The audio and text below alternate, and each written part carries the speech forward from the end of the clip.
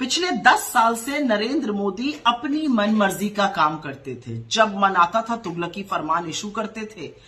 कभी नोटबंदी करना, कभी लॉकडाउन लगा देना 1 घंटे की नोटिस पर, कभी मजदूरों को पैदल चलवा देना, जो मन में आता था वो करते थे। समन्वय, बहस कराना, किसी मुद्दे पर डिस्कशन करना, सामंजस्य बिठाना, ये सब बातें नरेंद्र मोदी जी को ना पता है ना उनको आती हैं। अब लेकिन ऊंट पहाड़ के नीचे आया है। 240 सीटें आई हैं बीजेपी की, 63 हार गए इस चुनाव में। तो अब कोalition पार्टनर्स की जरूरत पड़ रही है। बैसाखी पर सरकार चलेगी और जो बैसाखियां हैं उन्होंने बवाल मचाना शुरू कर दिया है। जदयू ने आज कहा कि अग्निवीर स्कीम समाप्त होनी चाहिए, इस पर पुनर्विचार होना चाहिए। ये बात कांग्रेस पार्टी, राहुल गांधी, हमारे नेता लगातार कह रहे हैं। इसी मुद्दे पर हमने चुनाव भी लड़ा था, लोगों के पास भी लेकर गए थे। हजारों लाखों बच्चे जो आर्मी में जाना चाहते हैं लेकिन अग्निवीर के खिलाफ है, वो हमारे साथ भी जुड़े। असलियत यह है कि 73 साल का प्रधानमंत्री 5 साल का समय और मांग रहा था और 21 साल के लड़के को बोला था तुम रिटायर होकर घर चले जाओ। खैर, तो इस मांग के बाद देखते हैं मोदी जी क्या करते हैं। ये पहली मांग तो है नहीं। जदयू ने कास्ट सेंसस की भी, जातिगत जनगणना की भी बात उठाई है।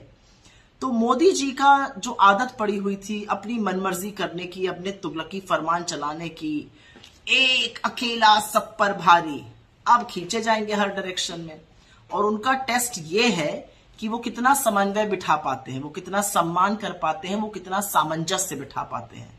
क्योंकि नरेंद्र मोदी जी तो अपने फ्रेम में ही लोगों को नहीं आने देते थे। एक अकेली फोटो आती थी।